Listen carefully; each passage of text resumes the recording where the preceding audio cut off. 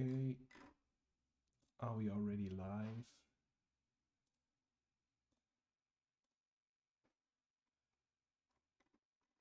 Not yet. Let's see. All right. I'm back in the streaming business here. And I'm just gonna wait for all you happy people out there that are already connected. I'm just gonna wait a second. I had to reconnect my OBS and couldn't connect my Cintiq. There were trouble. Now I can see that. Okay, Varan came back. You're back. Lovely. Thanks for getting through these technical problems here. Dude, I have a huge monitor here beside my Cintiq, and there are so many windows open here. It is a mess, and whatever this is, I have no idea. Okay, this is now we're back on track. Okay, this is how it's supposed to look like. Check is also back. Okay. Where? So let's see. Okay, Varan, I'm check you have been all the way with us, but I'm gonna do a small recap. So this was our character that we designed.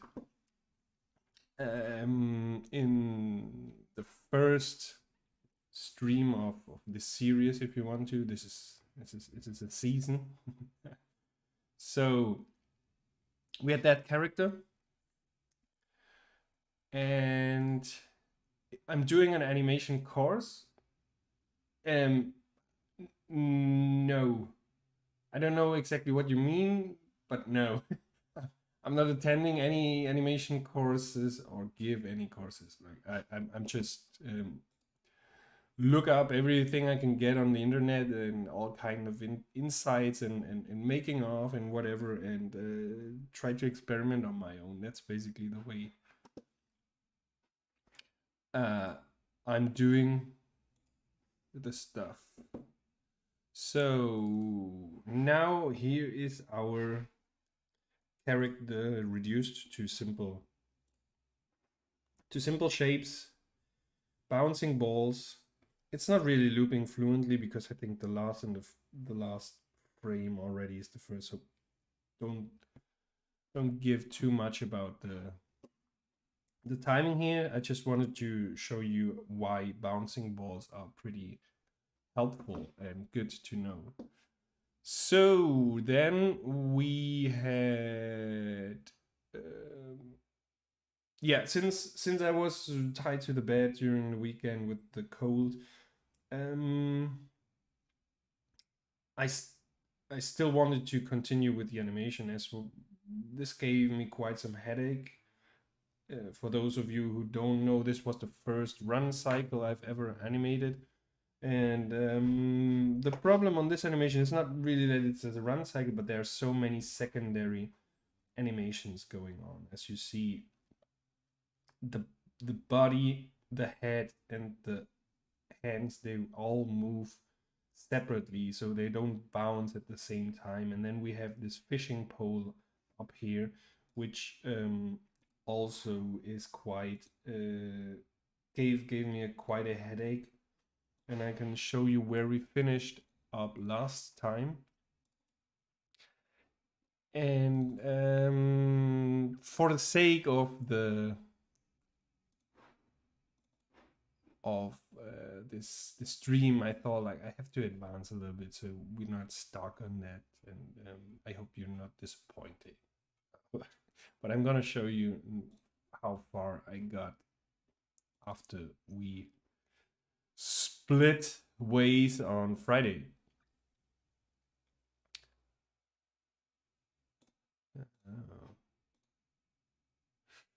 YouTubers, I don't really have I'm there's one YouTube channel consider as one of the YouTube channels that brought me way further than I was before. But it's basically about drawing, and it's forced drawing with Mike Matisi, which is a former Disney animator. And he has some really interesting point of view or approach on drawing with forceful lines that give your drawings more dynamic.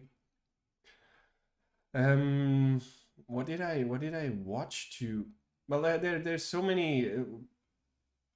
Luckily, the animation community is quite open with their process and sharing all that stuff. So I was studying mostly the breakdowns and behind the scenes that were published or are still seen on Instagram, all that stuff.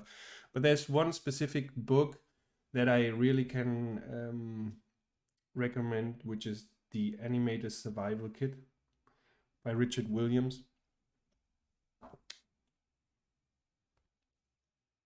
Probably you want to see this. Whoa! You're gonna see this book during this stream, like in a lot of episodes. Really, really good book. It doesn't matter if you have a character or whatever you want to animate. Really can highly. There he is. And that's basically it. I have a watch list on the YouTube channel with tutorials that I use. It only has 3 so far, I think, 2, if I'm not mistaken, which is basically hand drawing and torso drawing, which is what I'm studying lately.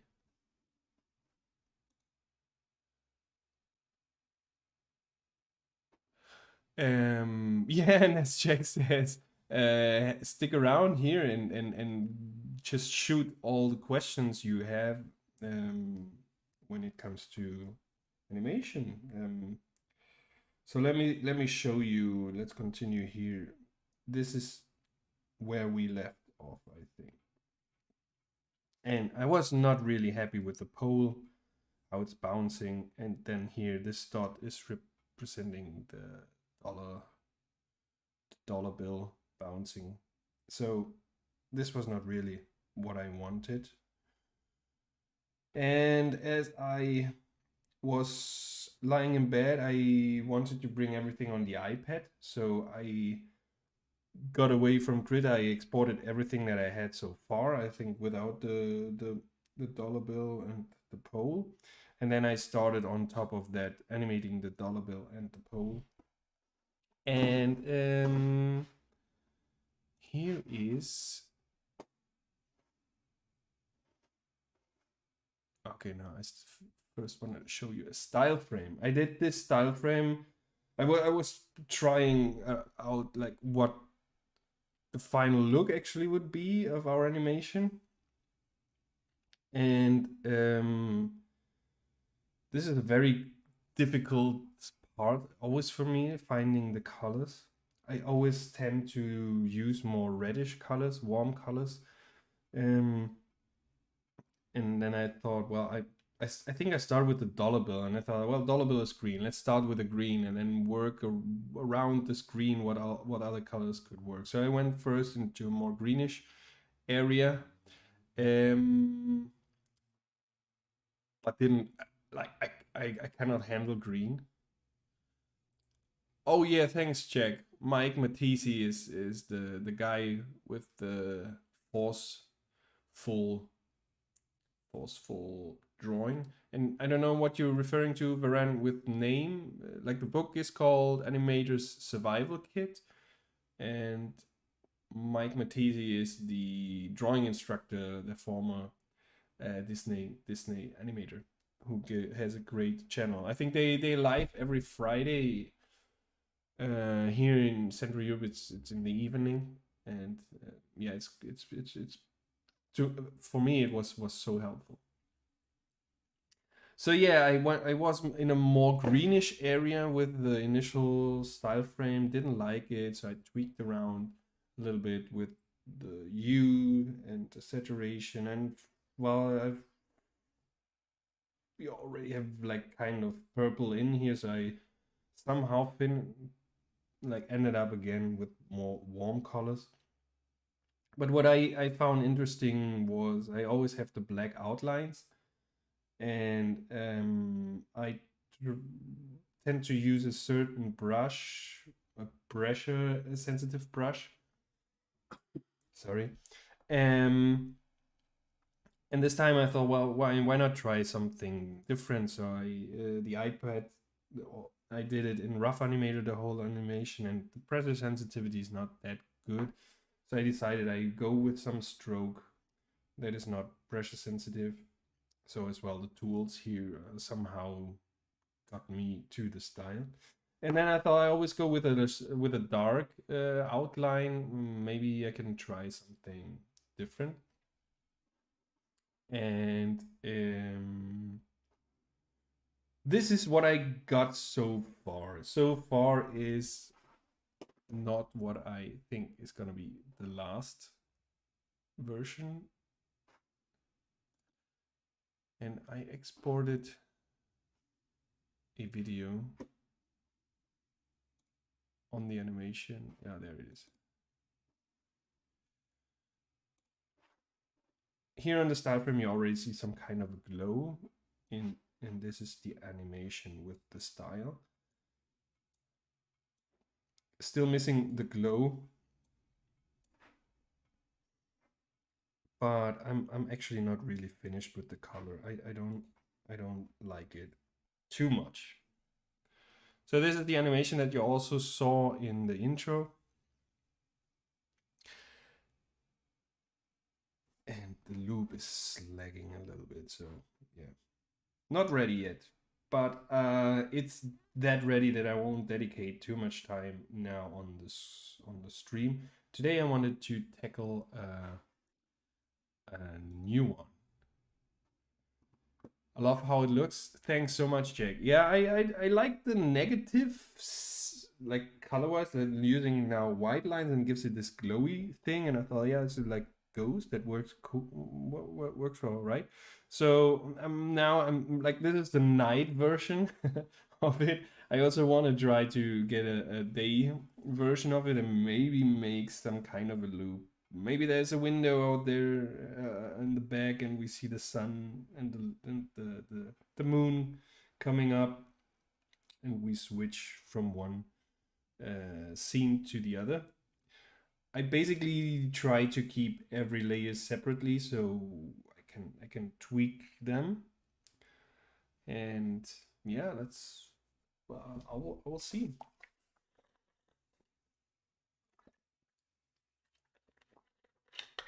I'm really happy with the poll. The dollar bill, there's still improvement, as I feel like it's not really, it could move up a little bit higher because the string that it's attached is some kind of rigid up here, and there's not, yeah, maybe it's not even the dollar bill, maybe just be the string where it's attached could have some improvement as well. And yeah, so that is that. And today, what are we gonna do today? Let me just get some music here. Now we got the first part. Let me check if I have all the sound turned off that you're not supposed to listen. I wouldn't care, but apparently copyright infringement is a thing. Okay. All right. So we could do some, I love that moment when we just finished and gonna start a new project. So with our, let's call them 9 to 5, which somebody suggested in some Facebook group, and I love that name. 9 to 5 is basically done, at least the streaming part, which makes it already like the 4th or 5th clip that we did, and this is quite some number, I would say. So I'm really happy with that. And yeah, let's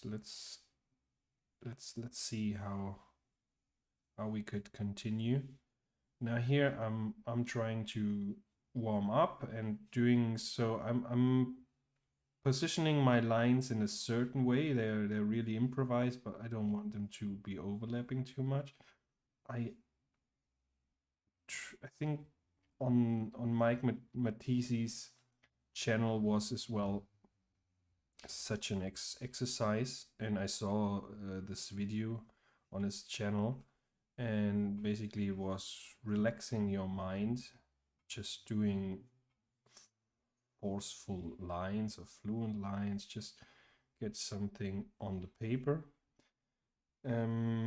which is way cooler on real paper. And I did this a few times, and I think I showed it the result as well on previous streams, where I then afterwards just I fill the page with lines. I try to, like, whatever, like no rules. Try to keep it very loose.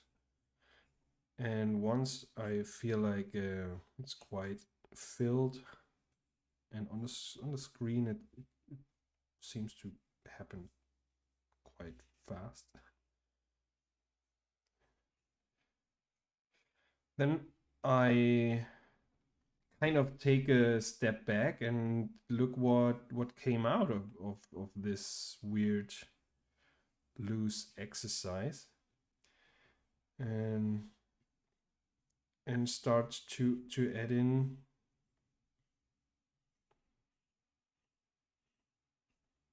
more lines, or work out certain areas. I think, well, here it's still, it's quite open.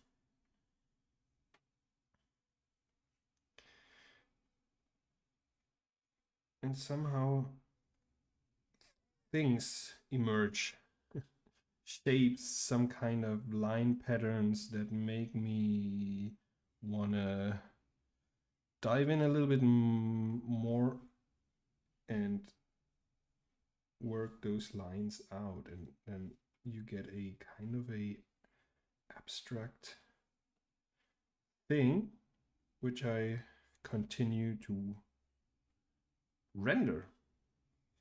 So this may not make sense at all. So what better to show you than talk a lot here, especially as my voice is still kind of not I don't have the streaming voice. It's arguably if I ever had a streaming voice, but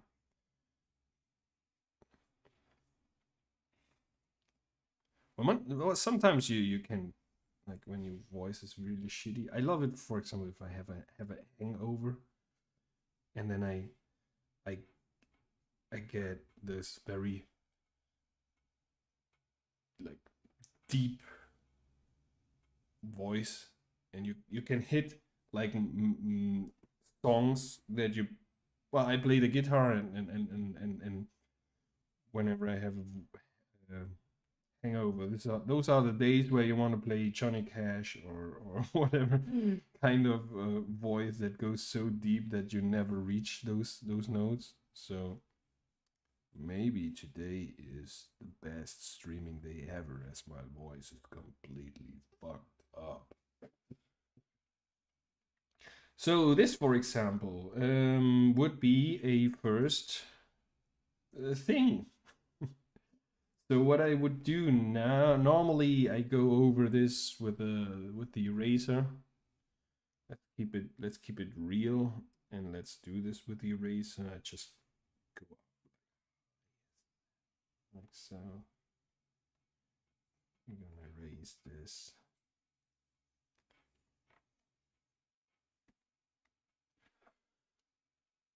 So Jack, I hope the message that I wasn't able to stream reached you somehow. I tried to post it on a few channels, and yeah, I was quite hoping until the very last moment to be able to stream.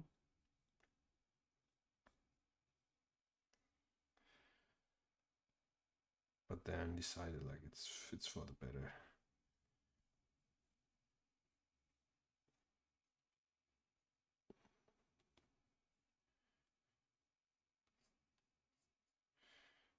So now I'm working out a few of all those shapes where I think that they are interesting as they're aligned, the way they are aligning, and then by doing some overlappings on the lines, you can already create a kind of a. You saw it on Twitter.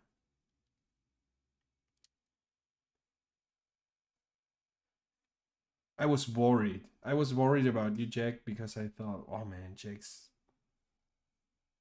now. I thought about just streaming to tell you that I'm not able to make it. That would be awesome. It would have been like a personal announcement. Jack, I'm sorry. I have to I have to abandon the stream. Feel free to hang out in the chat.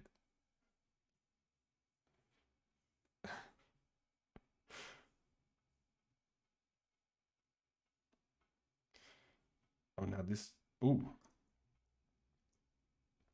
this kind of looks interesting. It seems like this little thing that you have on your back of your throat.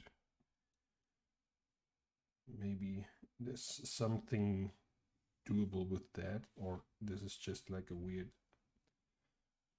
element in this whole complete abstract composition.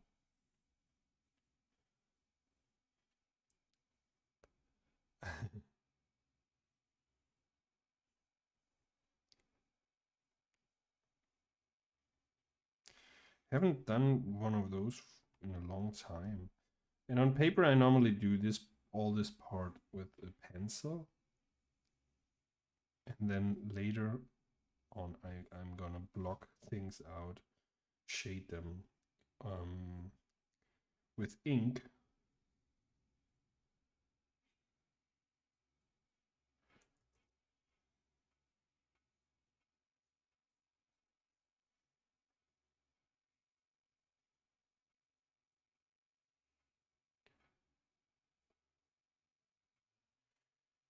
And most of the time, I get some organic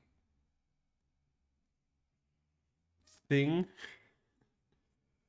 which often drifts off to some alien thing. I'm not very like you see the Star Wars poster in the back. I'm very picky with my sci-fi things.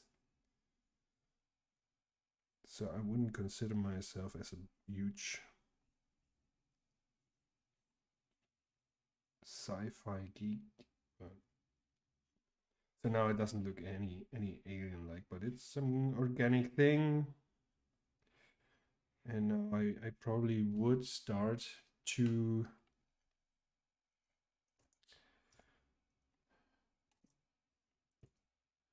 bring in some shading to get kind of a perspective.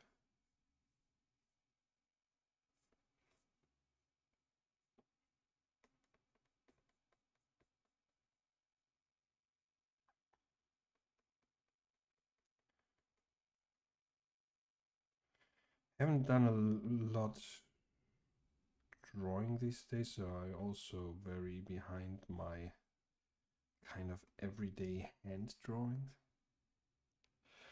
Kind of sci-fi I'm into. I think I'm into this dirty sci-fi.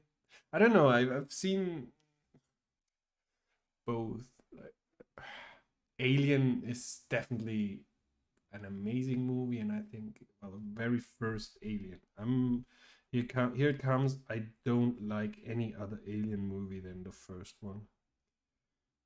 I think every other Alien movie is just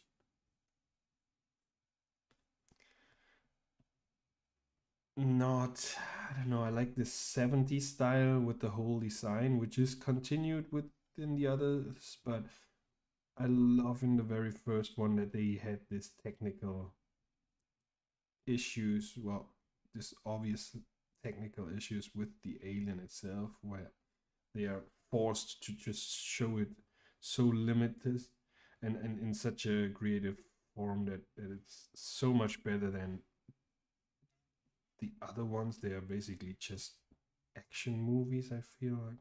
Sorry if I offend anybody here, but nowadays you have to be careful to not offend anybody, but that's my humble opinion about Alien. So I like Alien.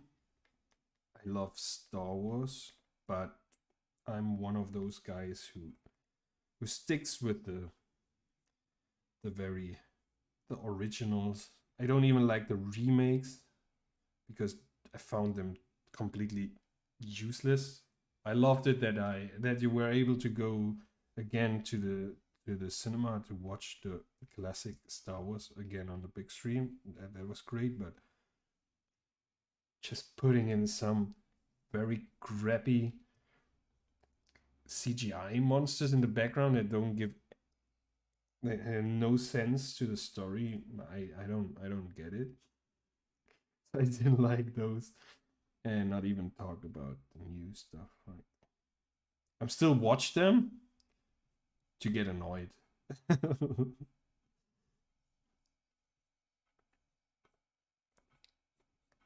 And what else? Well, the Prometheus is a movie I watched quite often. Somehow it gets to me, although I don't really like. I got confused after a while with the monsters, and the newest one was the latest one, Alien Revenant or something like that. It also is nice to watch, and I don't know. What about you? What do you what kind any cool sci-fi movie? The Edge of Tomorrow, I think, was a cool one. I kind of enjoyed, although I'm not a very big Tom Cruise fan, but who's generalizing?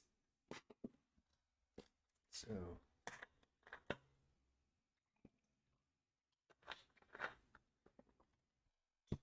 I don't know what we are doing here is not. I have other things here what I wanted to tackle today. So let's call this a warm up. We keep it open in case that the other stuff doesn't work out. So here is a new character. Badang. Forbidden Planet. I have to check that out. To be honest, I haven't seen it. Forbidden Planet. Like I was going through the movie lists on the weekend, like those homepages you're not supposed to visit. I'm not saying the triple X homepage. I'm talking about the streaming shady gray area, legal gray area stuff. It's impressive. Like you scroll through it, I understand. Like there were not many movies made during the last months because of obvious reasons. But you scroll through them and you ask yourself, like, how the hell do people get money for that kind of productions? It's just insane. Like one I saw, it was like kind of a horror movie, which was like schoolgirls versus. Now I make it just up, but it was some kind of weird shit like alien spiders or something like that. Like who the hell? What are the steps in the production and the pitch and how do you find those people or production companies that actually willing to give money? I don't know. Like I suppose there's so many millionaires out there that you don't even know, and you just one of them who's into schoolgirls and alien spiders and said, "Oh man, Well, maybe you know somebody who's that rich that could produce a movie, and you know, oh, he's into cool girls, and he's into kind of big spiders. So I think I could sell him an idea about movies, schoolgirls fighting big alien spiders, and then you basically have your fundings. And well, that's the more I think about it now, that's basically I think that's the way to go. So find a million, not even millionaire. Like he has to have quite a few millions, I suppose. Even if that's the thing. Like the movies are so shitty, but you think about the production value of this is still millions. What the hell? So yeah. Okay, you say Forbidden Planet from 1950, 1956. That sounds interesting. All right, I'm gonna have a look at it. All right. So okay, let's try to get in this here. This is a character. I'd like to do another walk cycle. I like walk cycles. Oh, and talking about walk cycles, there's something I did as well this weekend. I tried to. I'm quite fascinated lately by the whole NFT, the non-fungible token hype that's going on the internet. I don't know if you heard about it. I thought like everybody in the world has heard about it, as it's everything I'm watching lately. So, but apparently not. So if you're not into that, well, just take a look at NFTs. And I minted my first NFTs this weekend, available on OpenSea. So if you are into that stuff, you can check it out. So I thought, yeah, walk cycles is fun. So I did basically my NFTs. You heard bad things about it, yeah. Me too, and I'm really conflicted about it. The thing is, OpenSea is that was my compromise, because I thought like everybody now tries to get in there, and the weird thing about it is that it's quite energy intense, so it's not very environmentally good, and I won't get more into that because it's a very controversial thing.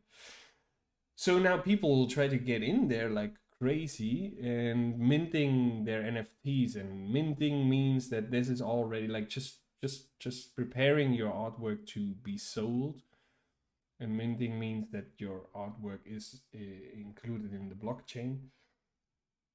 Now I'm just firing like very dangerous knowledge, which which I just got like from different parts.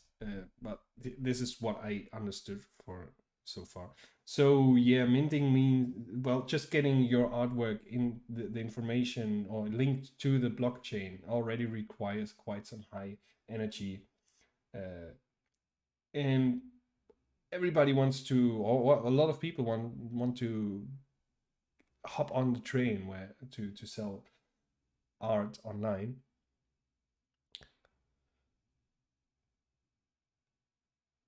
And so now there are these huge successes that you hear, like the digital artist people. He just made $70 million with one NFT. He made like several millions now. So people are going crazy. There are those cyberpunk heads. There's crypto kittens. It's basically just pixel art, but they were one of the first in the whole NFT thing 4 years ago. So now they're skyrocketing, and some pixel art now is $25,000 or more. So people now see this potential and think, hey, I'm an artist. I want to make money out of my art, which is totally understandable, and I get that. And so they mint their NFTs and put them on the platforms, and they're minting like crazy. And that means like this is so much energy waste. The cool thing about OpenSea, and I thought like, well, yeah, this is quite a hype. So many people say it's a pyramid scheme because you have to pay for minting. And OpenSea is basically you pay one fee for once you pay a fee, and then you can upload your artwork and offer them as NFTs. And but it's not encrypted in the blockchain until somebody purchases your NFT and then causes impact on the environment, which is still shitty. I thought I want to try it. I want to put those things up. I want to see what's the resonance online to this, and just get an idea. Like it just was curious. So I thought, okay, I put it up there. No harm done. If anybody wants to buy this stuff, we're gonna see. So this is where I'm right now, where I'm at.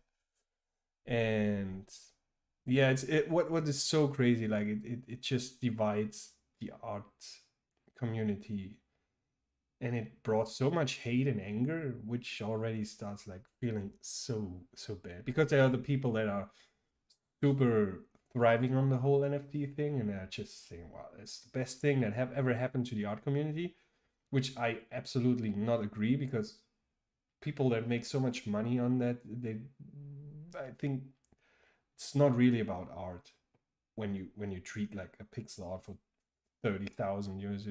These are people that see a tendency and see like, okay, this is quite an interesting thing to trade, and I totally understand it, and I think it's interesting.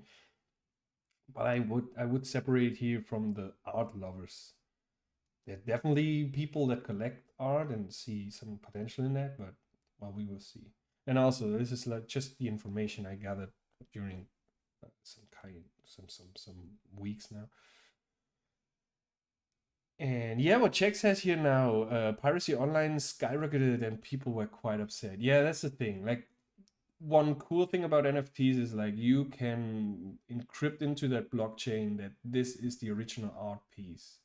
And therefore, it's like kind of, well, you have that copyrighted or something like that. So I suppose people now just could download a JPEG of your Instagram, mint it, which means it's encrypted into the blockchain, and then say that it was theirs in the first place.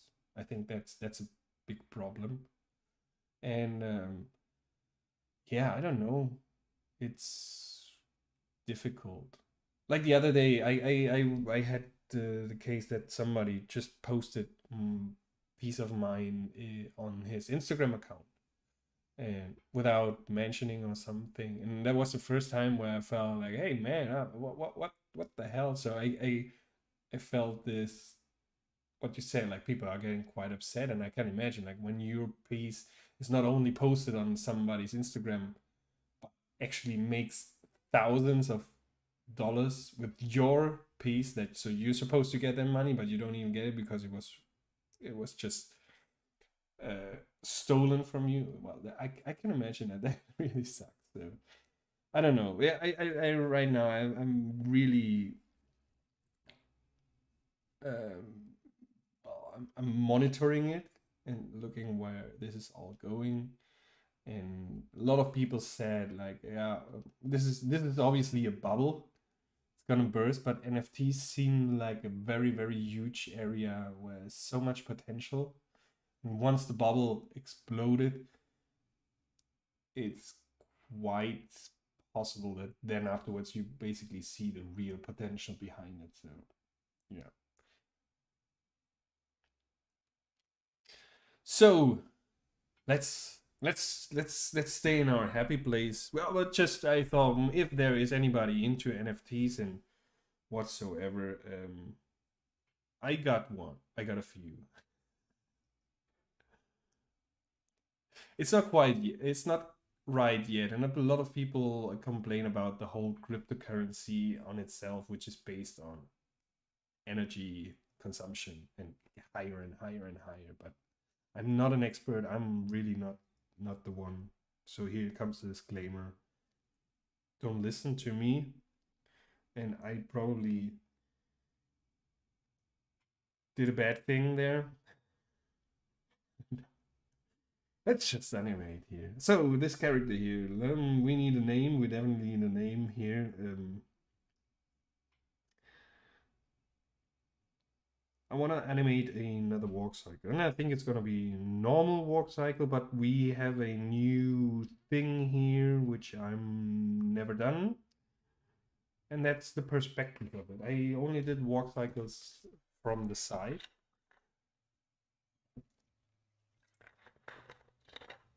And never with this 3/4 view. So that's the thing.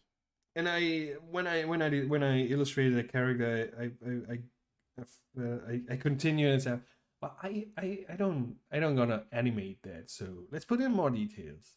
And then I don't animate that. So let's put in more details and more and more. And just looking at those gloves gives me already a headache. Reginald. Oh, I like Reginald. He's he was sent. Where is he coming from? Like he was sent to the moon. Maybe that guy's just walking on the moon and was discovered when we arrived. And Reginald was already like doing his thing there. All right, so let's start off. Let's reduce it even a little bit more. And I look at the pose. This pose is already like the feet are in the up pose. As the up pose goes like head, body, like so. All right. But the arms are not. So I think to animate this character, we will definitely only use this as a reference, but the illustration that we see right now doesn't really help us, I suppose, as yeah, because the hands and the arms are not really in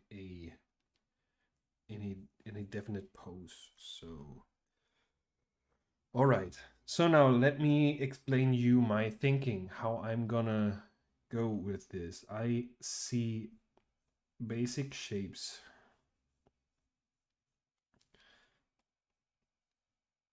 This is basically a tube. Oh man, like the brain is gonna be as well a mess. Look at all the details here in the brain and rotating that in space. And remember like the one we did, the facial expression, where I said afterwards, like, now we definitely have to get simpler characters to animate.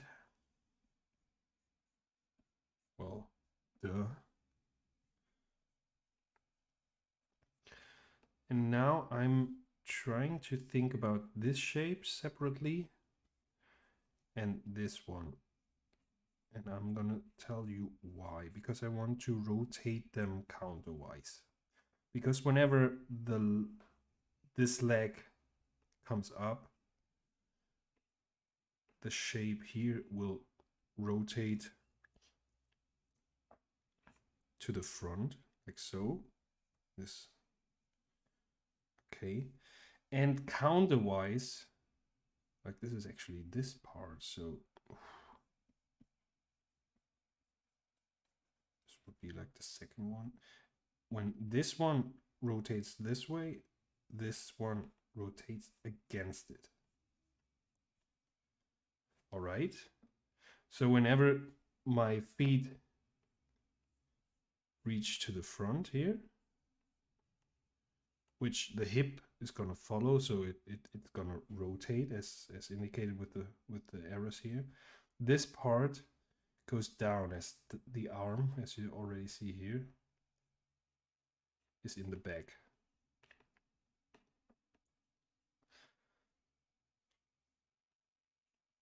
And maybe we can one step at a time. So maybe we don't even want to see this as a separate shape. I still want to keep those lines in here so I can afterwards position easier my eyes. Okay.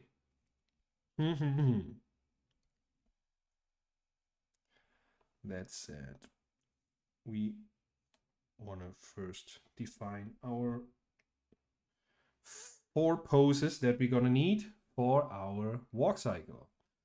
So the first pose, I draw them from the side, and then later we have to get those on this character. And I'm going, so head, I'm not doing this character, I just want to do. So we start off with a contact pose, which is both feet are touching the floor. And the weight of the character is evenly balanced between those 2 legs. Then we have our down pose, which brings our body further down. This is the lowest point of our walk cycle. And here we have our legs bent. And it's slightly bending to the front. And we see like the main part of the weight is more shifted towards the front leg, all right? Then we have our pass pose. There our body goes up again as this leg here is pushing the body up. Oh, we forgot our arms. Here our arms are at its widest point. And here they're gonna move back. Then we have our up pose, which brings the body a little bit higher up. Now this is completely out of proportion. I'm just gonna exaggerate here. And this is basically what we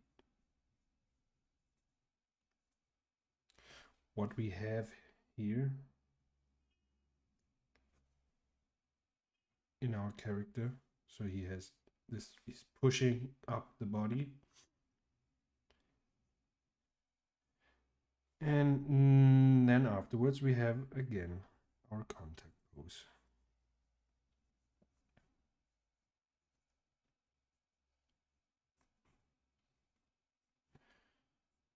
So as simple as that. We only want to take a look at those 4 poses. Like this is the contact, this is contact, this is the pass pose, this is the down pose, and this is the up pose. If you want to learn walk cycles, those are the poses with which you want to start off. And this is the regular order of the poses, which doesn't mean like you cannot alter them. And that's what I think is really interesting, like changing, like making your pass pose, maybe putting the down pose in the pass pose and switching those poses makes, like, screws up your whole walk cycle, which doesn't mean that it's bad. It just sometimes, let me give you an example.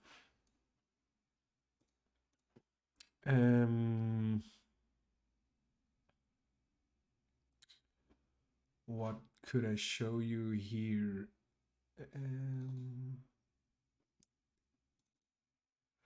All right, this walk cycle, for example, doesn't follow strictly the order. I think instead of a down pose, I gave it first the up pose, and then it goes to the pass and then goes down. So not really too much difference, but it looks like so. Let me see. Oh, there's also a little bit of a process in here. Then we have I think this is a classic, like we did as mentioned before, contact down pass, which was basically our tentacle boy that we animated right at the beginning. Let me see where we have him.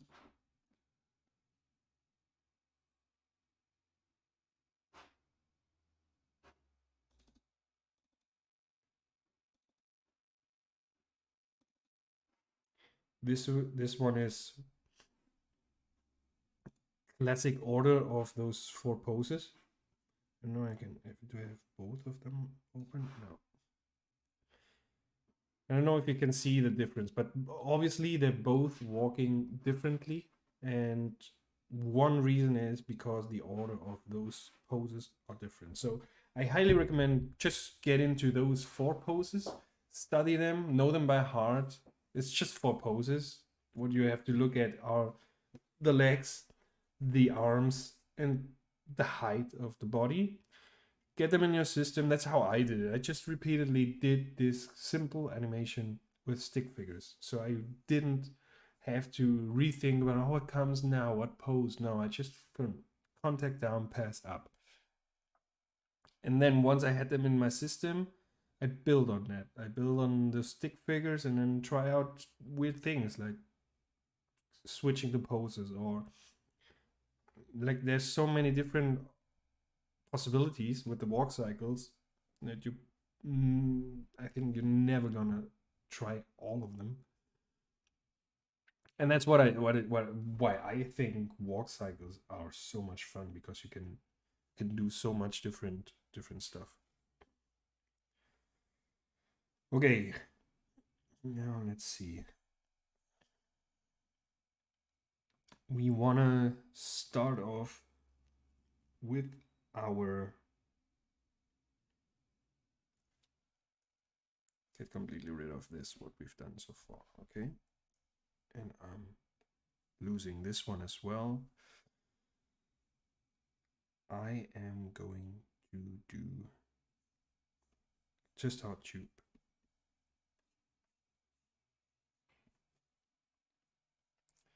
A slight view from the top.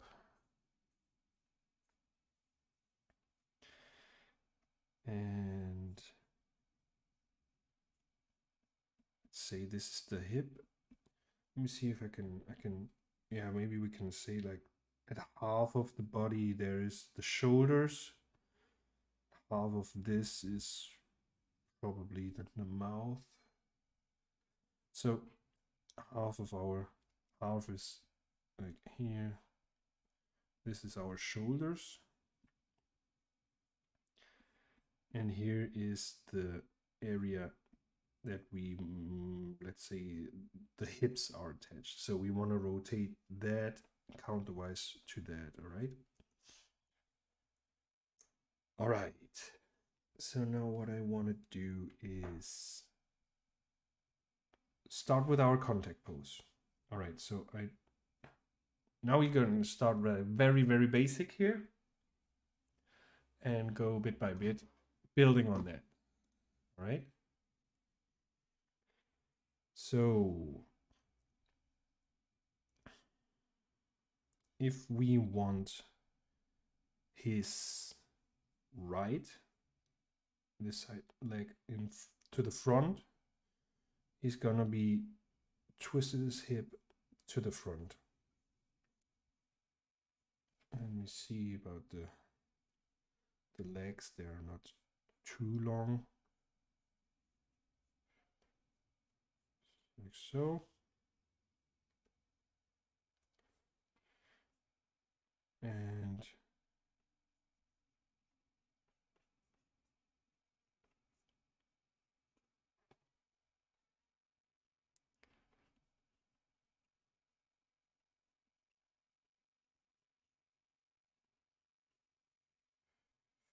So this is probably the middle line of this one, while this one,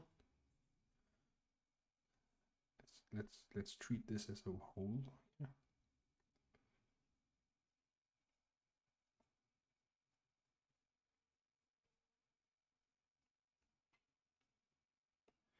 As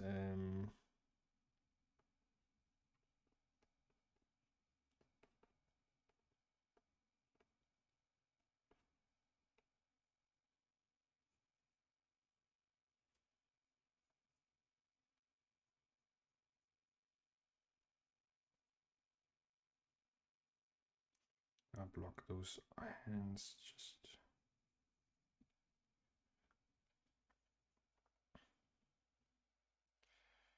And this leg is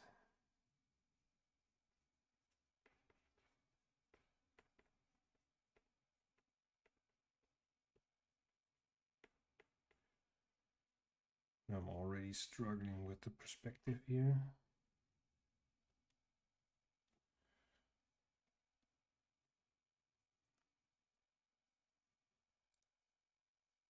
Okay, this is now just very, very rough and probably useless. As I'm just trying to figure out a few things here, because every character, but it's a beauty in it, like of it, like once you get the gist of it, it's gonna get quite, you're getting faster and faster within your character. So be patient.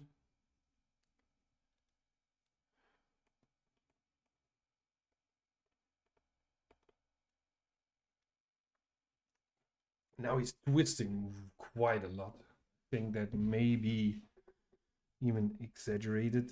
So let's try to adjust that a little bit. Maybe so.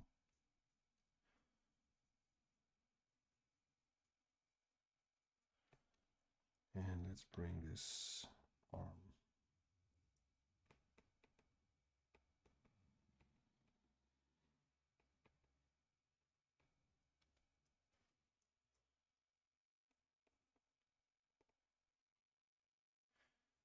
And here probably we want to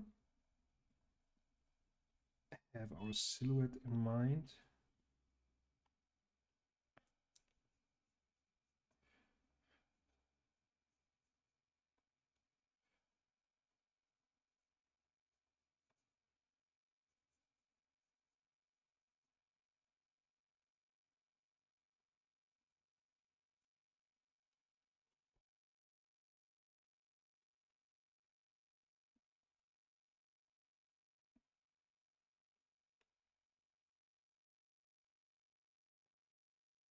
And here probably is, well, like what, this leg is probably too far ahead.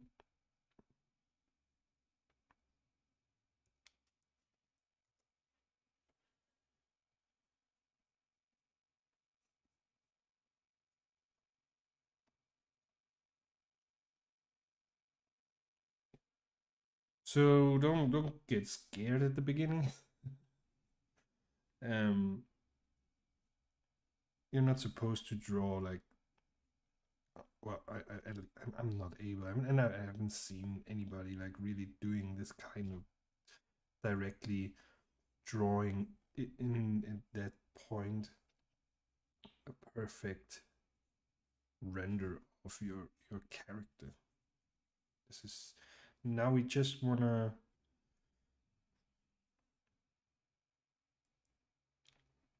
actually get a quick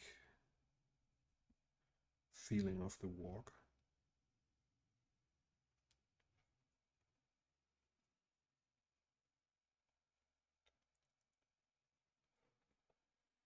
And I say, like I said, like I never did it with this perspective, so it's a little bit more difficult.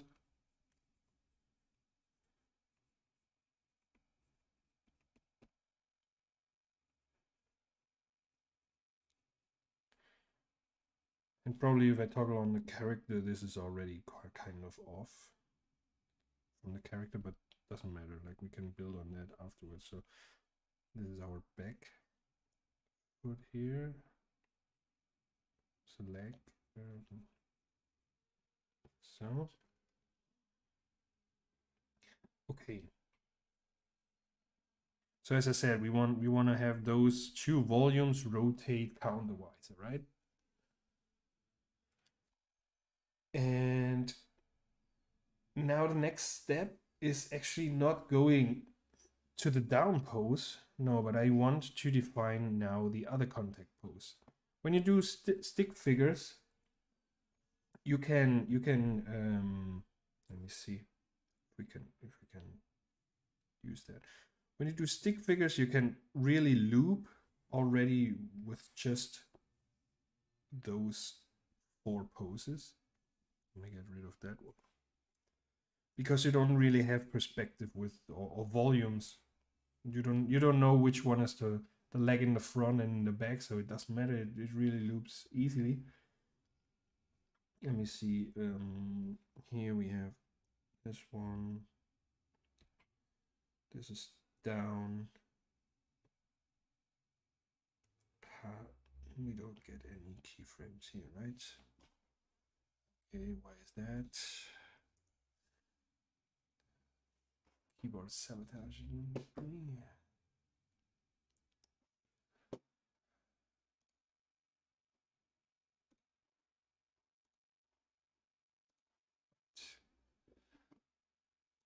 There we go. Okay, this is gonna be contact, down, pass, up, and then here again, contact. Now let's get rid of the poses I don't want to have in that frames.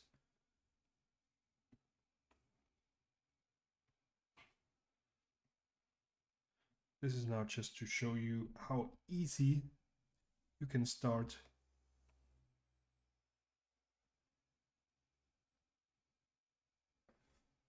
with the stick figure and already start to experiment with. Actually, we don't need any of this here. So we're gonna loop on frame 15. And in order to make it actually like we probably want to have them here in the middle. So now I got my onion skin. I want to position this accordingly. Why?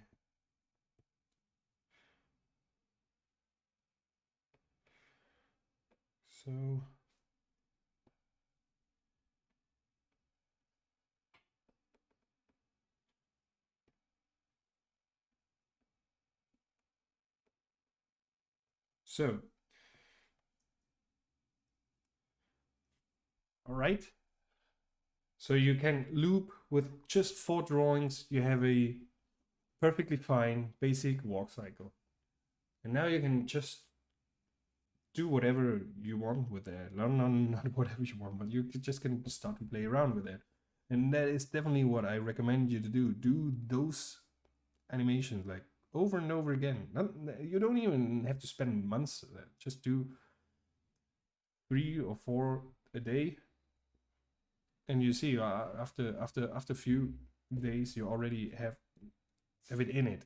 And then you start, well, what's happening when I bend the body more? What is going on when I do this and what is that?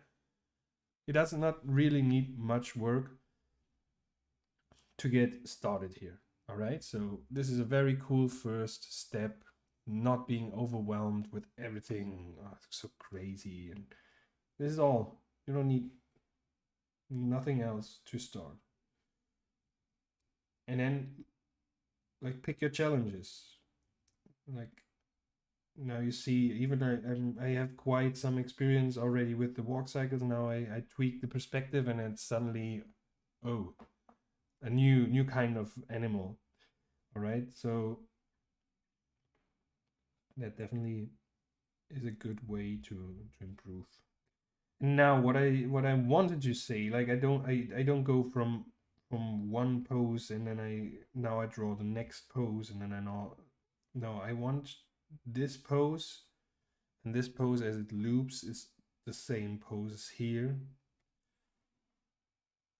And now as I don't have a stick figure, I actually have to draw the other contact pose. What I mean is, it's basically the same pose,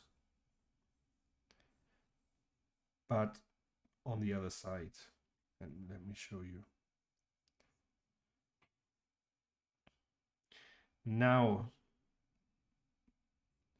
the leg that was in the back here needs to be in the front. That means this part moves. It's rotating now like so, because the hip is following the leg and the leg is gonna be here.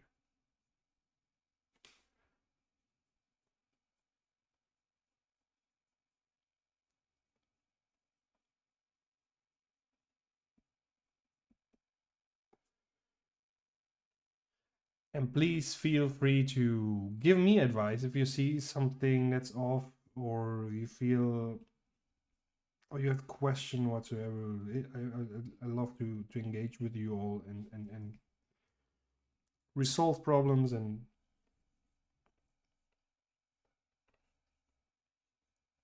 get this right together. And maybe you're right now also animating on your own while watching the stream, and maybe we can,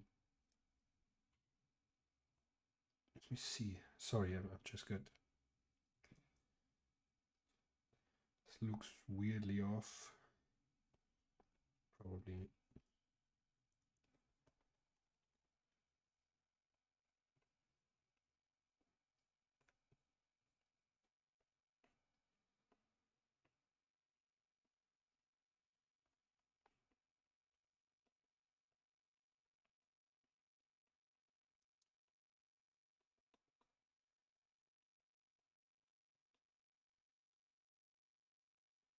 Bend it a little bit here.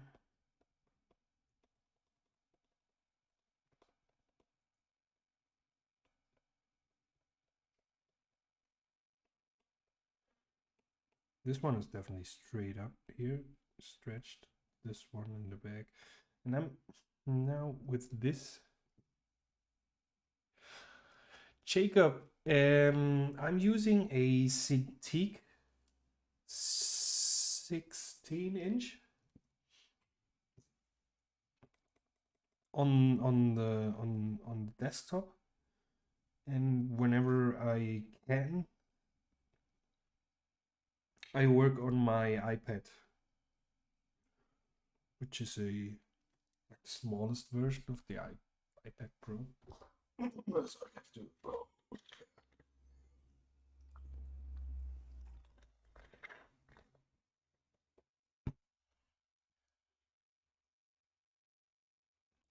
I feel.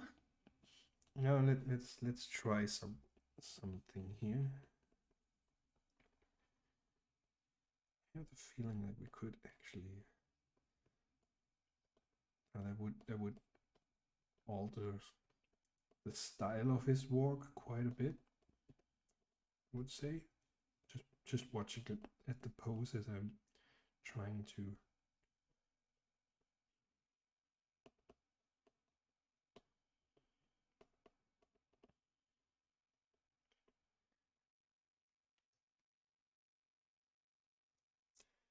Now this goes,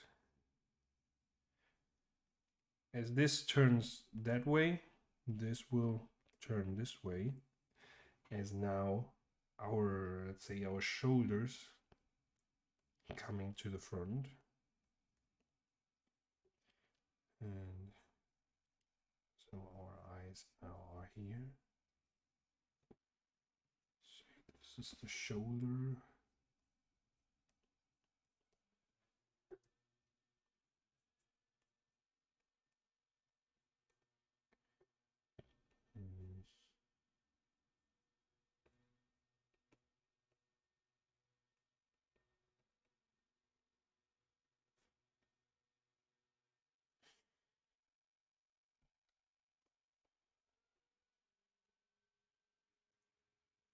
Yeah, I think this leg.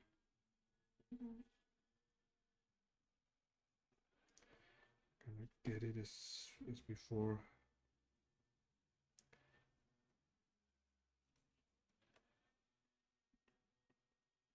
Yeah, I think that looks better, especially now with the arm in there. Looks way more natural. And maybe we can bring this a little bit more.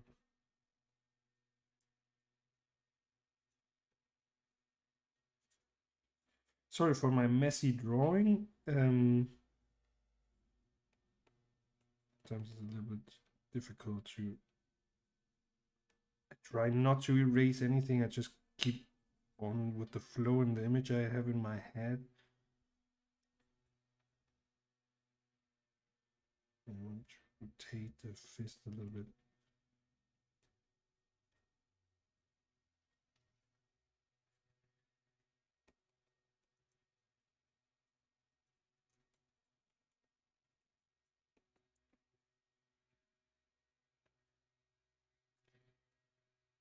Sometimes I just start off thinking, oh, now I know what I want, and then within the process I figure I go another direction and I just draw on top of it. And until I at least see the where it's going, and as long as it's aligned to what I want to achieve, I don't want to erase here. I want to try to need some volume here to get the perspective right, I think.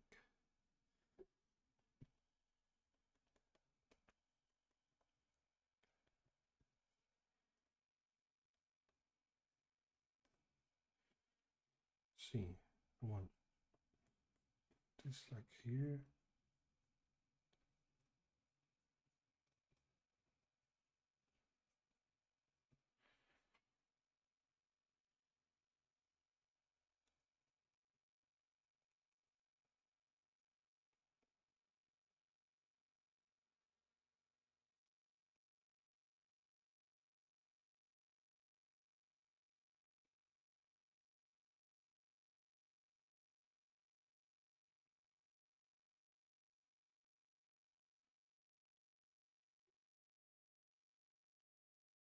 Thing is, now the other arm we won't be able to see because it's somehow probably like so in the background.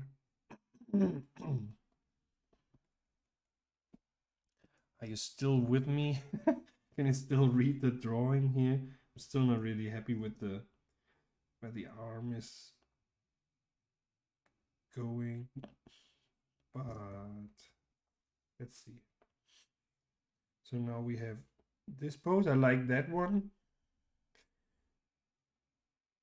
KRITA is refusing to show me, and this one, I don't know, it feels a little bit strange.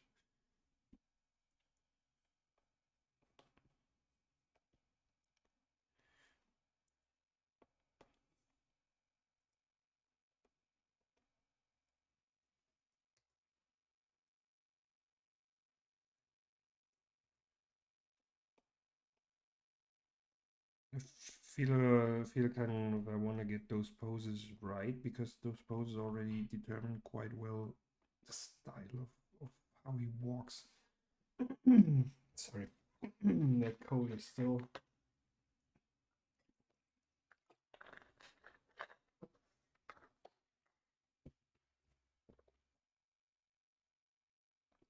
We leave it like this for now. I think I'm gonna. Well, we leave it on. Now let's see. Now we have our contact pose. We have our two contact poses here. I can copy that. So those are our two contact poses. And now I want to go what is in between, and that is the pass pose. This is the next pose I want to tackle. So let's see. Pass pose is the body is pushed up by the leg that was, which is this leg here, and it moves backwards. So this comes from here, and it's still stretched, and that's why the body is getting pushed up. The leg that was here in the back is now bent and starts its way to the front, right? Those are the two things that I kept in mind when learning walk cycles. So this looks so overwhelming actually after seeing the stick figure. So what I also want to do here is, let's give this a sketch, and I want to bring in some guides because I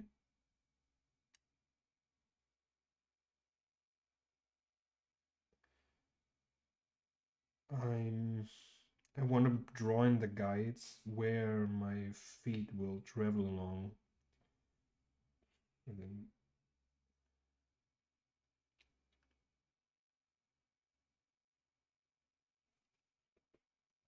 I feel like this here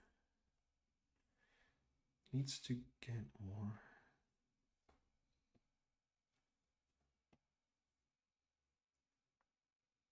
Oh.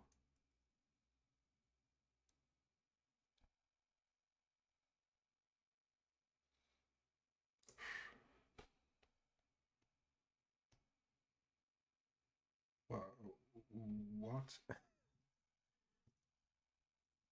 I don't know why everything is now red. It seems like a kind of, okay. That was just a creepy critter thing. Okay, let's try this again. I want this to be more.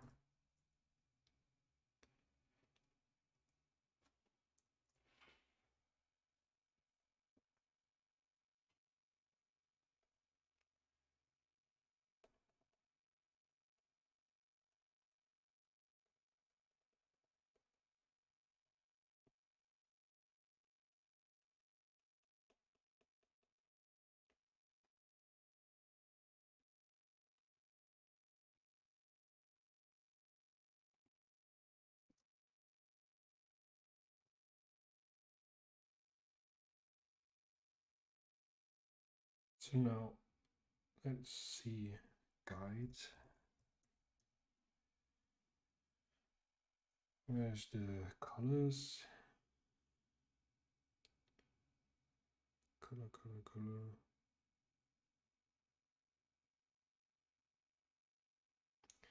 Artistic color selection. Wow. No, that's not what I want.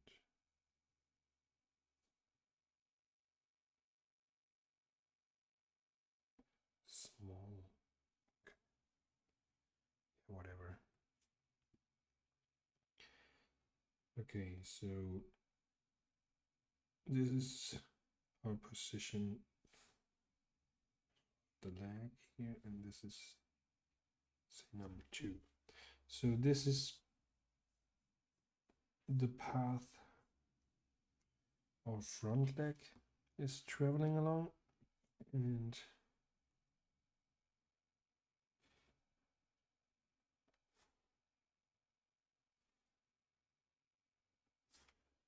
this.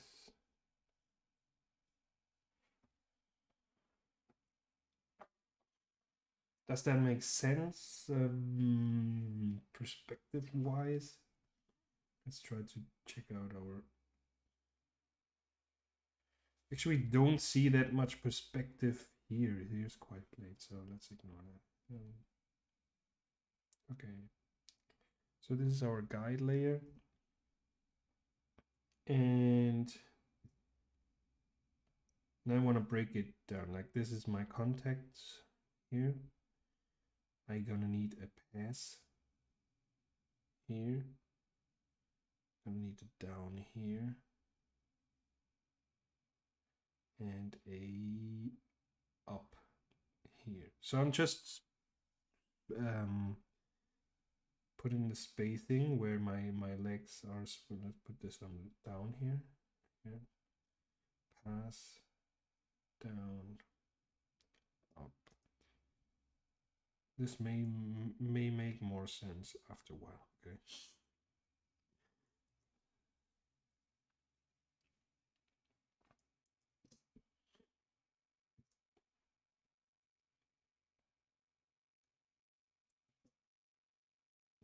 No, I think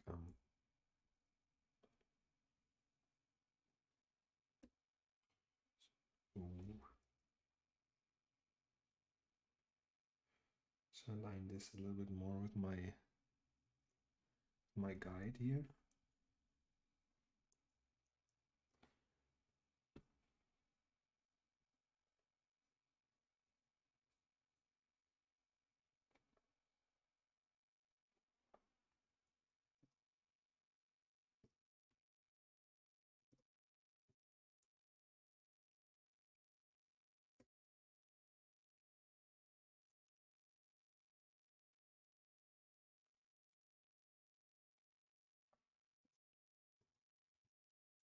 Okay, now we know more or less where our feet have to be in our pass pose. Now I'm gonna bring on my onion skin to see those two poses. We're coming from this pose, that means this leg now travels backwards, and for our next drawing would be somewhere around here.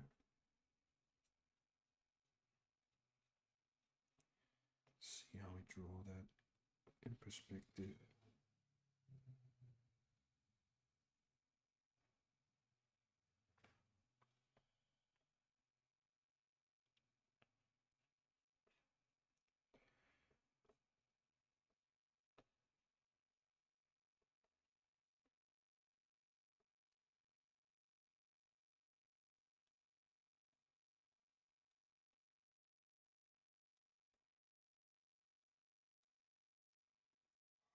Damn it.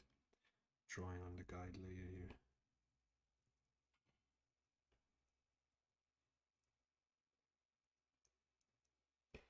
Is there anything of the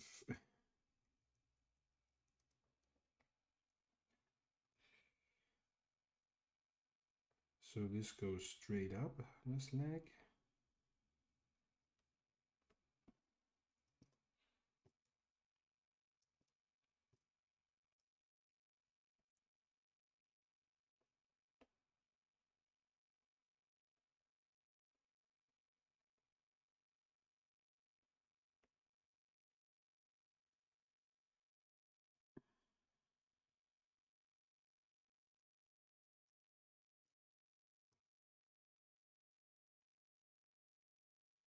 So all that gets pushed up.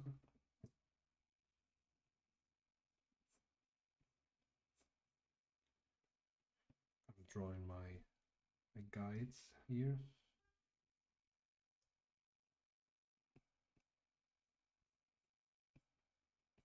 Which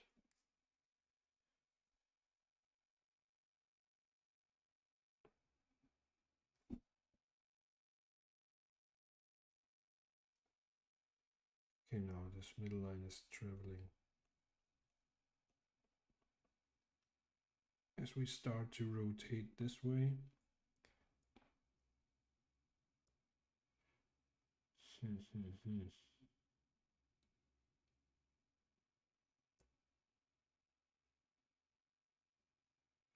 still have a problem like really positioning the legs here in space to perspective. Because here, although it is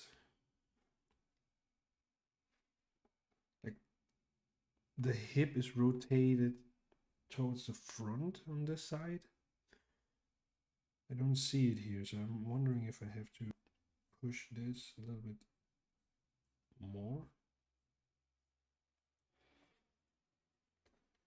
so it feels more.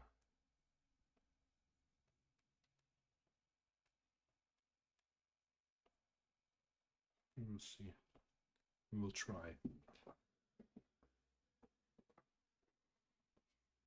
Okay.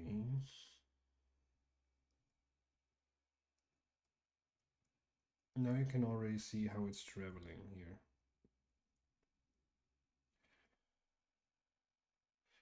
Also, a very, very big tip here, which I learned just recently, and it helped me to improve so much with my animation, is not only using your onion skin to see where your drawing should be positioned, but also just toggle through your keys.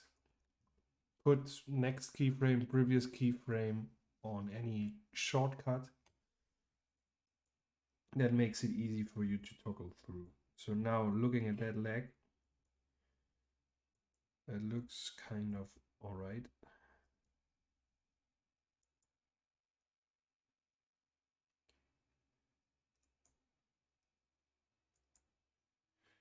Here, this leg, I think should be a little bit more.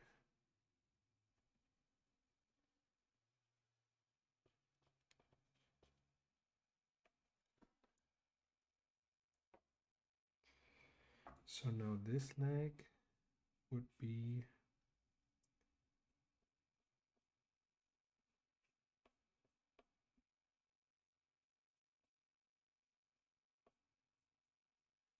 I feel like those legs are really, really long. I think the cool thing about the character was that his legs are quite short compared to his body, but we'll keep on going. Like the perspective won't change, so once we have figured the perspective, how to place our legs and how they rotate and all that kind, then it's gonna be very easier to make the changes and adapt it more to our original design. Let's see.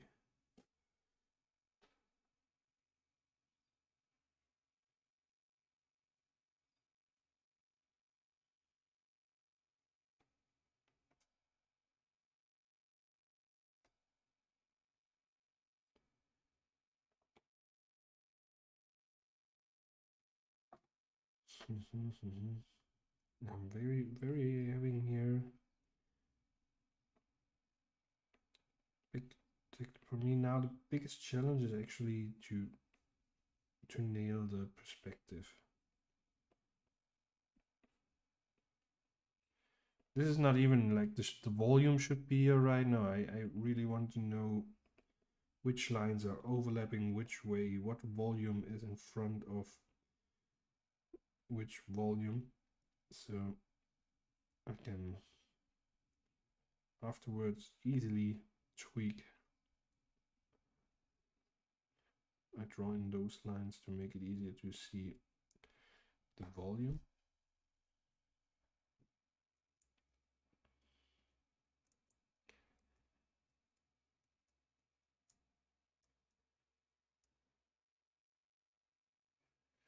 So now in here, now I'm gonna do a very weird thing, which is a technique that you can read in the Animator Survival Kit.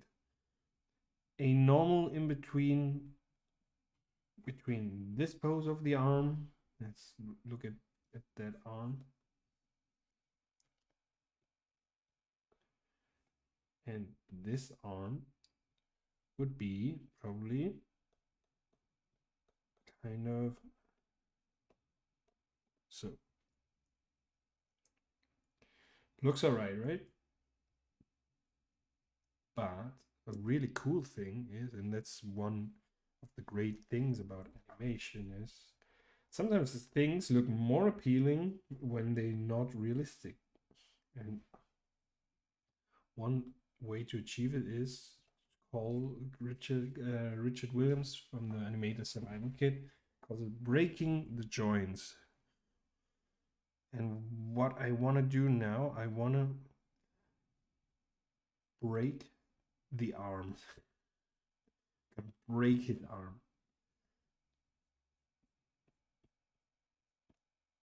Which is gonna make it more dynamic.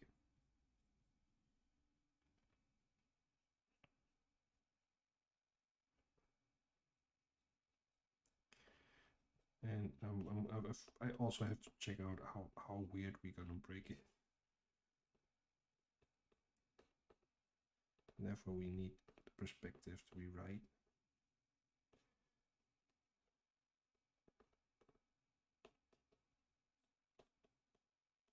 So now he's bending the arm like impossibly to the back.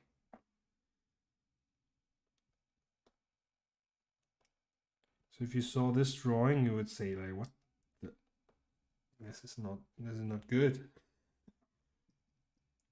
But can you see how this affects the movement? It makes it way more swinging, way more dynamic.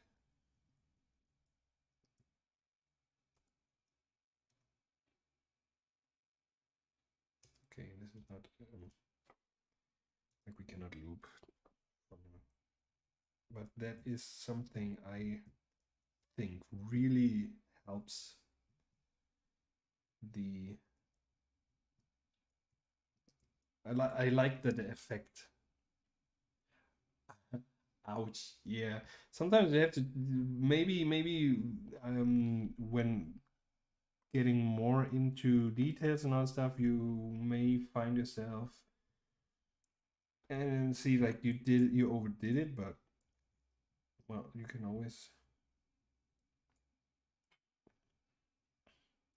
And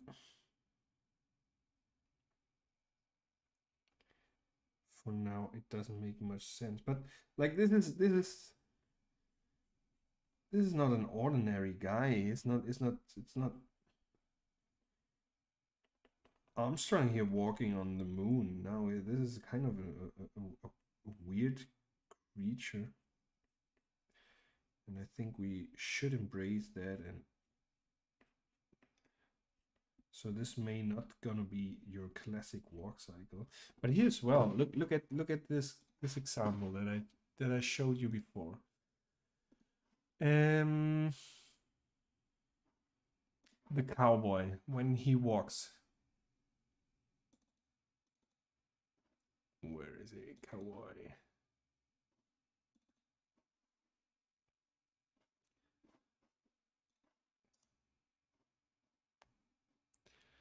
So also, I don't know where I always have to open GIFs on my PC with a browser because no, look at that. There is one moment where the joints are broken here in his arm. When he swings back, it's pretty weirdly broken. And the legs, they turn as well pretty weirdly when you watch the moment when he lifts the leg to move to the front again, it rotates it in a weird way. Even better to see on the crocodile walk.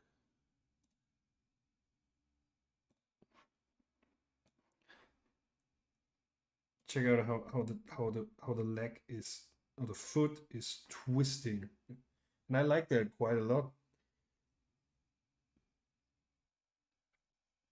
It gives some kind of a chive to it, and I think I wanna try this as well with our, how is it called, Reginald or Reginald? Yeah, man, it's it's in there. So now you see, like this doesn't look. This actually looks all right. It could be realistic, like. I think I wanna go with something like that. So he's just having his thing there on the moon, and let's try to keep it the same here.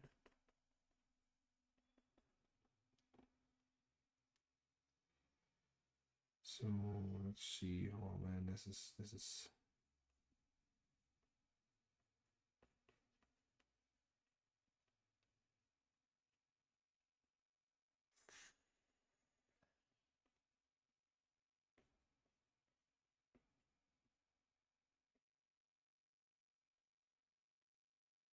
What would that look like? It's getting quite messy here as well.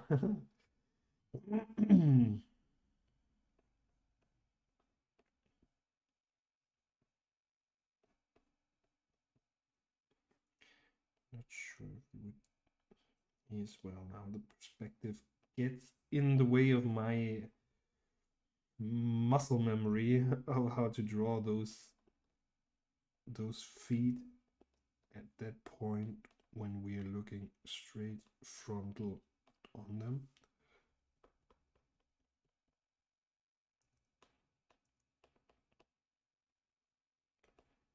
That's the thing. Like if we drew that character just with a frontal view or side view, like I did show you with the other characters, I'm so familiar now with the positioning of the feet, and that's just because I did it quite some time.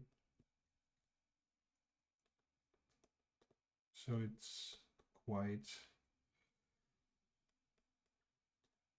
in the system already. I don't know, this looks weird.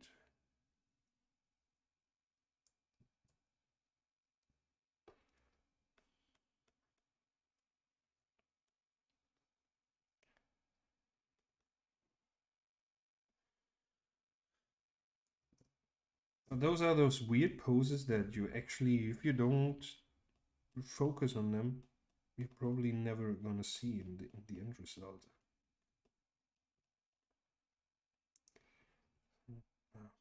This is not right, because the whole thing would be more stretched out, like so, I suppose.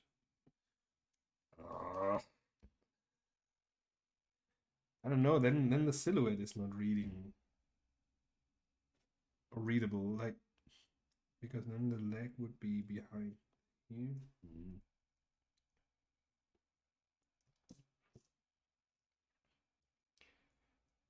So this pose at the beginning really didn't work for me, and now it's actually the pose that I was quite comfortable with. It's not what I want. Let me get into my mess here and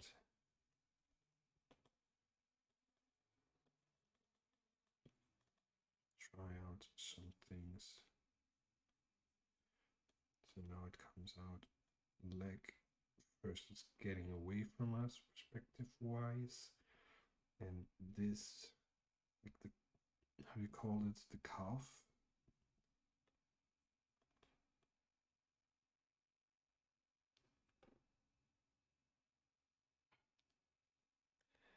I don't know. Oh, what mess did I bring upon me? Why did I have to mention twisted legs? Didn't I just go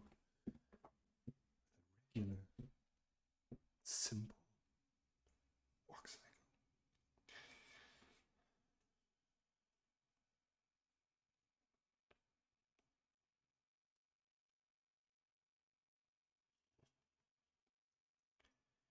Okay, this is the floor of our volume here, of our huge tube. Huge tube.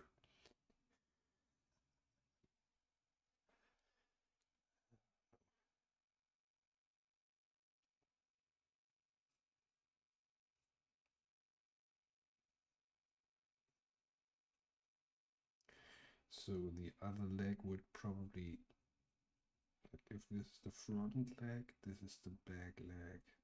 Now I'll break it down into very simple shapes so I can understand how they're positioned in space. And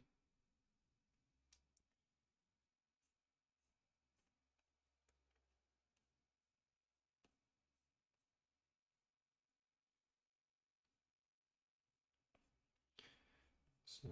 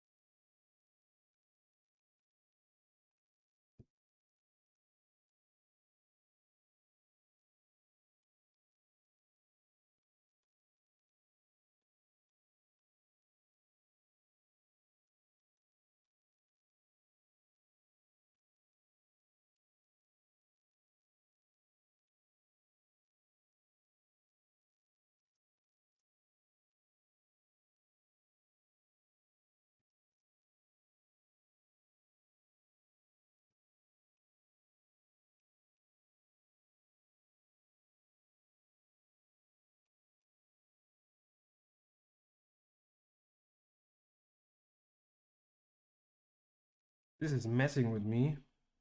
But here we go, like life struggle.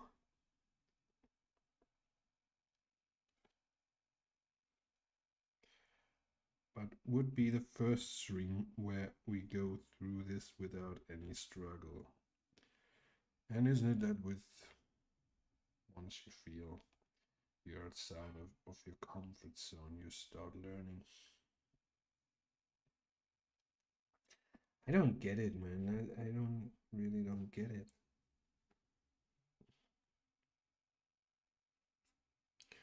Let's try to start off where the foot would look like quite alright. Because I'm kind of with what I'm going right now, I feel there is no balance. You know what? We're gonna really just new layer to draw with another color on top of it because and we probably want to clean up this mess a little bit.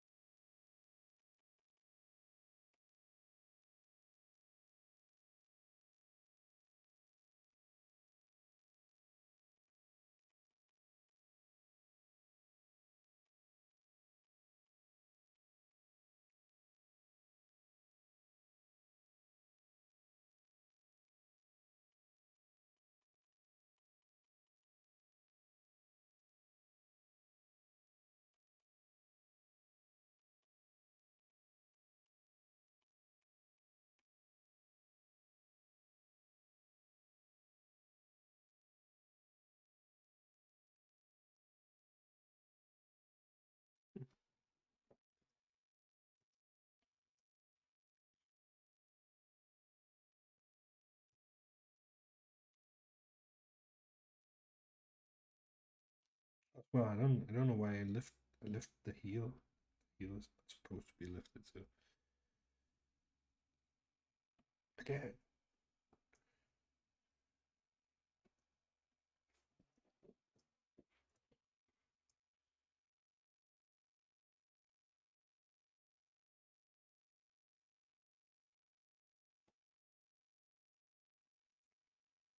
Try to.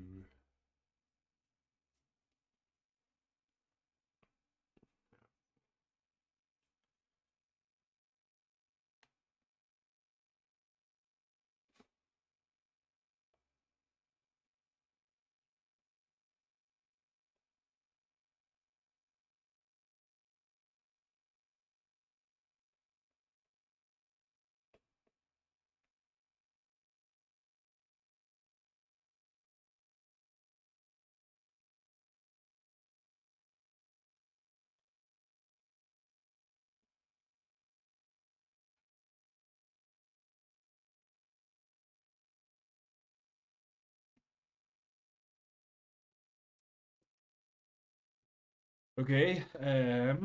Well, there is our first obstacle.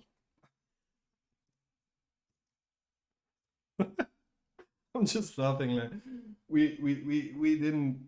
We are here at our key poses. Okay, so we have no details in it, but and we are hitting first obstacle here. But that's alright with me at least.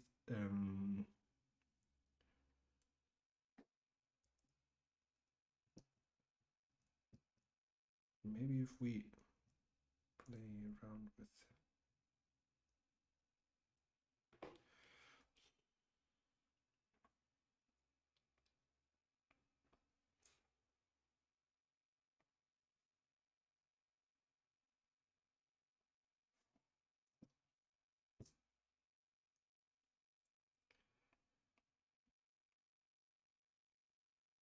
Maybe we're just spending so much time here on that, and then afterwards you probably won't even see the weirdness in the pose. And I think that now that looks kind of okay.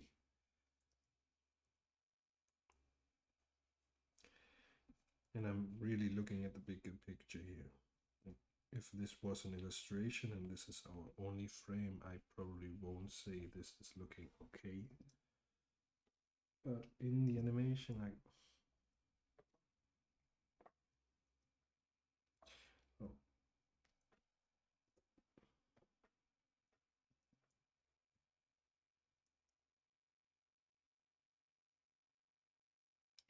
Because this leg will move as well different.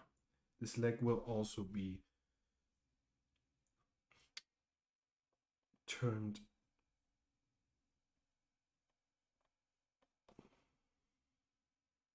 Let's see.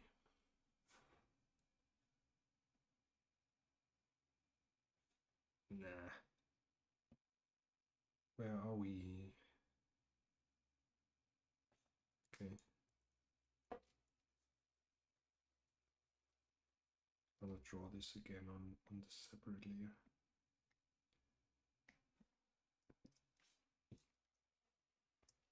Maybe this is a good start. Already having the other kind of option in here.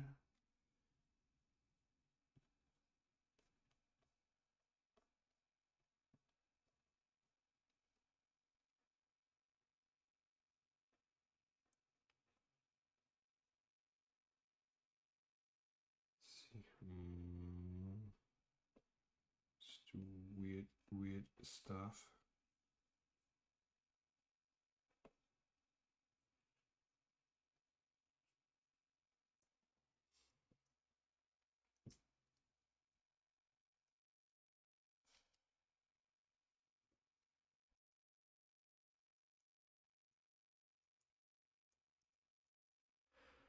This could work, but we're gonna see a little bit further down the road when we get maybe our other poses. So I don't see those poses like closed and finished yet. I would go now. I would continue, and then probably having in mind that there were quite some issues with those poses, but it is difficult to actually be sure if it works or not, because just looking at it, it's such a weird image. But then again, when you see it animated,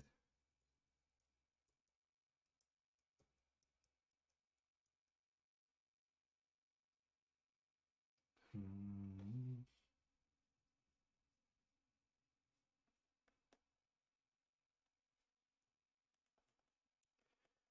I really want to push it out a little bit further because it's too close to the floor.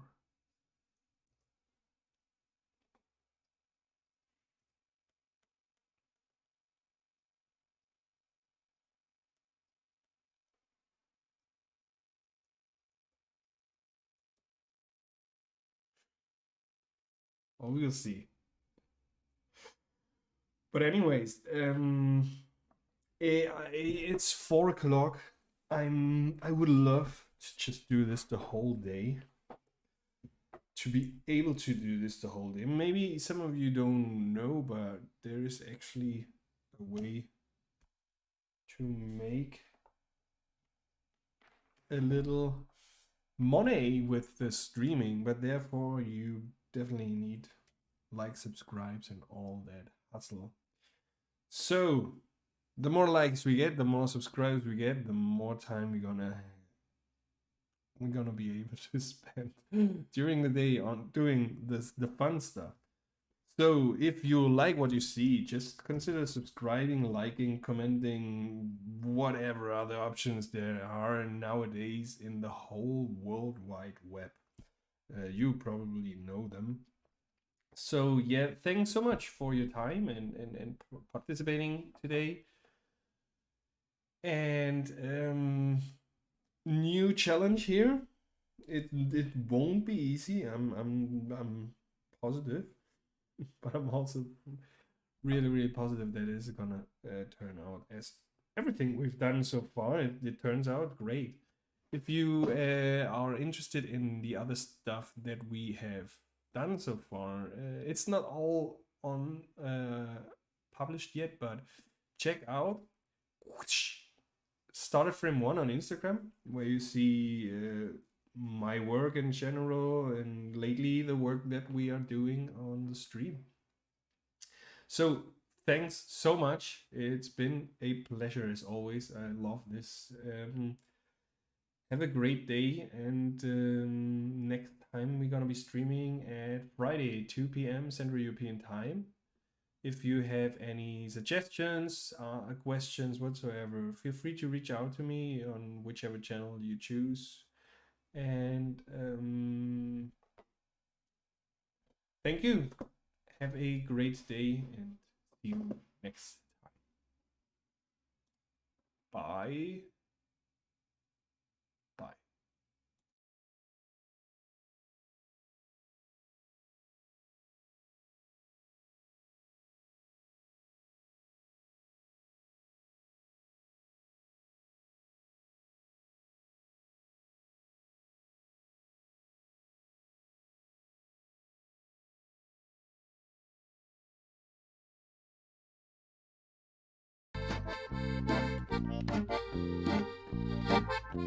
Bye.